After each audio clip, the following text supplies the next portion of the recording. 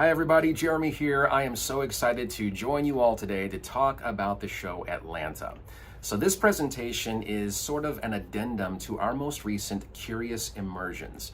Now, if you're not familiar with Curious Immersions is a group of curiously minded people in the greater St. Louis area, and we get together every couple of months to partake in discussion, but also to experience a fully immersive evening, all based on some pre-selected form of media. You can kind of think of it like a book club on steroids. So for our last Curious Immersions, the theme of our evening was Atlanta.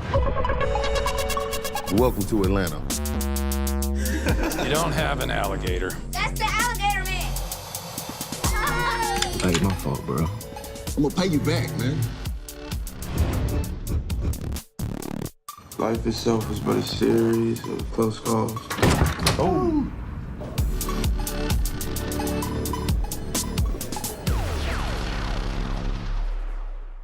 Now, you might be wondering, why should I listen to what this guy has to say about a television show? So let me tell you a little bit about myself. Like I said, my name is Jeremy. I've been a filmmaker my whole life. I have a master's degree in directing and cinematography, and I taught screenwriting and narrative storytelling at a film school in Los Angeles for almost 15 years. I also co-wrote a couple of books on story structure for short film, and when I've got some free time, I try to make some films on my own. But the reason I'm excited to talk with you today is because Atlanta is a phenomenal example of one of my favorite forms of art, and that is surrealism. So surrealism is going to be the theme of our discussion.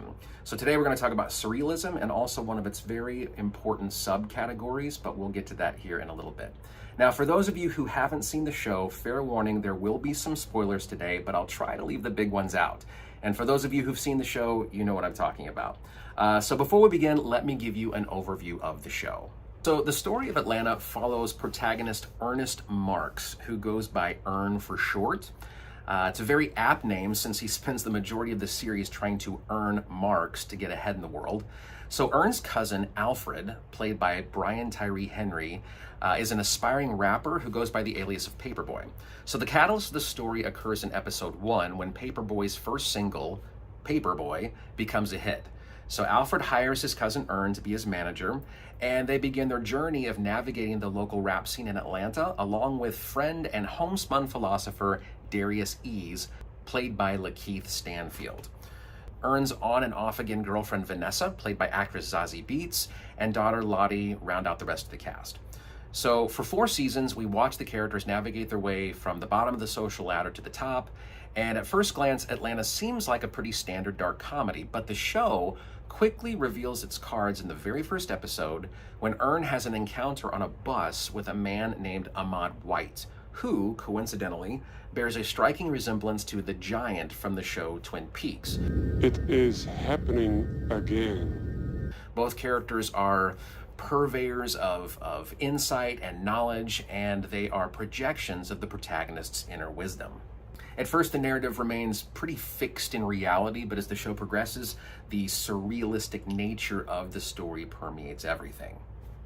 So what is surrealism? Surrealism is an art movement that originated in Europe and eventually made its way over here to the States, and it had its heyday in the early 20th century. It emerged as sort of a revolt, kind of a rebellion against some of the classic art practices that were popular at the time. Surrealist founder Andre Breton described the movement as a means to, quote, resolve the previously contradictory conditions of dream and reality into an absolute reality, a super reality. And according to David Lynch, films are like dreams. They're not real, but they can reveal truths about ourselves and the world around us. So one could make the argument that cinema is actually the perfect medium for these surrealistic, dreamlike expressions.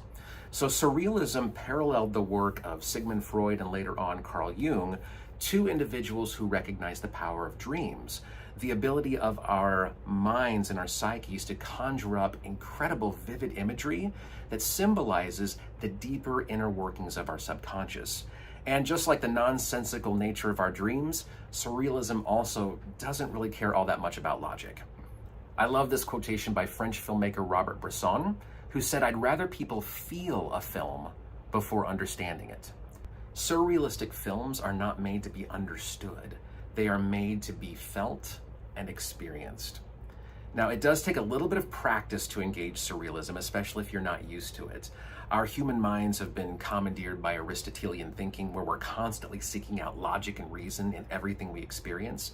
But before Aristotle taught us that immanence is everything, humankind was much more open to the idea that there are certain realities that exist just beyond the preview of our quantifiable lives.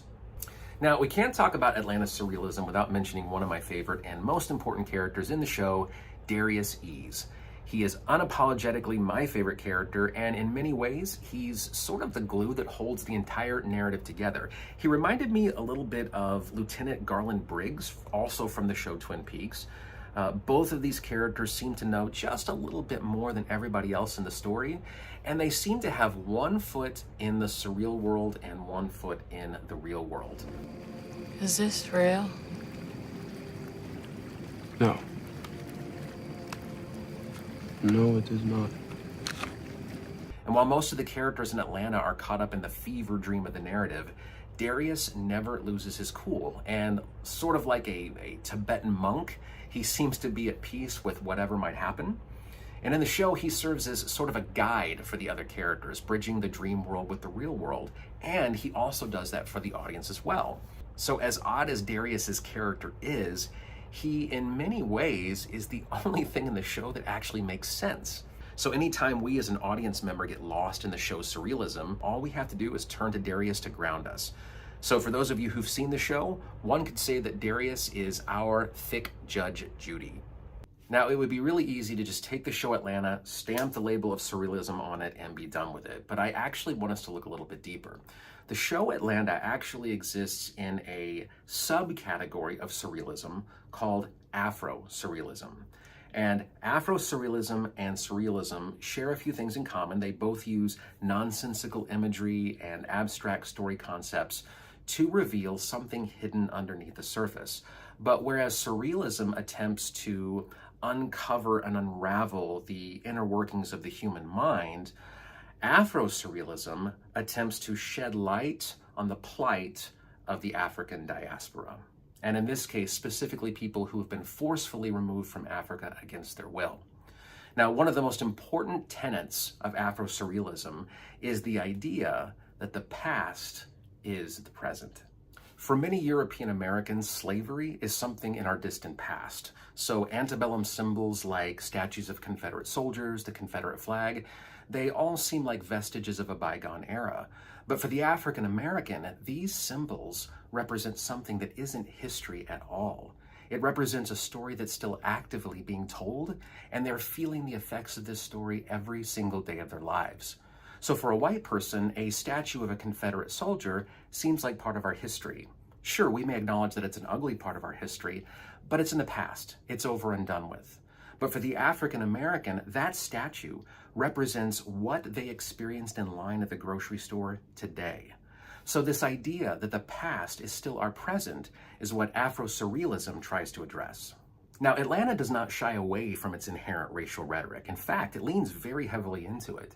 In the episode The Big Payback, Glover gives us a taste of what it would look like if the roles of black society and white society were reversed.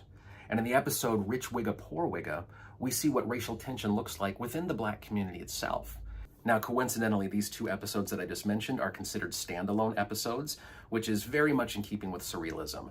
These two episodes have entirely different casts, and their stories seem to be separate from the rest of the overarching storyline. But Glover does give us some hints that maybe these two episodes are in fact part of the overarching Atlanta universe. Atlanta isn't the only example of Afro-surrealism in mainstream media today.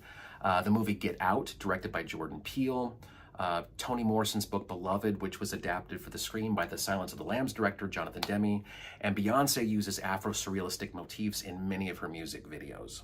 So through the use of Afro-surrealism, Donald Glover invites all of us into a much deeper conversation than just two characters trying to make it in the world of music. More than understanding, Atlanta is inviting you to feel something. So if you haven't watched Atlanta yet, or you plan to rewatch it, I encourage you to ask your Aristotelian brain to take a break. Don't let your westernized brain try to connect all the narrative dots. Let the narrative just wash over you. And if you encounter something in the story that seems odd or out of place, don't try to understand it, just feel it. Understanding doesn't really change a heart, but a changed heart can radically transform a person's understanding.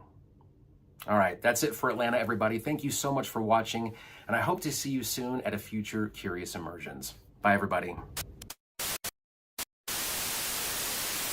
Questions. The universe. Paternity tests. Salutations. Hi, my name is Ahmad White. You may know me from your dreams. Call this number below and get the answers you deserve. When I called Ahmad White, I was 3 months behind on my car note. My stepson, he was in jail. My life was in shambles. But now I got a truck, I got a girlfriend, I got the answers I deserve. Thank you, Ahmad White. Most people don't realize there's chakras in another universe. Don't be dumb. Call now. Me and Ahmad found out I was a moon sign, and I wasn't getting enough crystal in my diet. Now, I live in a beautiful home. Ahmad gave me the answers I was looking for. Come to our Liberty Center and get a free juice and Nutella sandwich. When I call Ahmad, my life is going nowhere fast. After a Nutella sandwich and juice, my life's a lot better. Open your third eye. He works. He just works. He works. He really works. He works, he really, really works. Knowledge is the path to greatness. If you'd like to be smart as a baby dolphin, call now.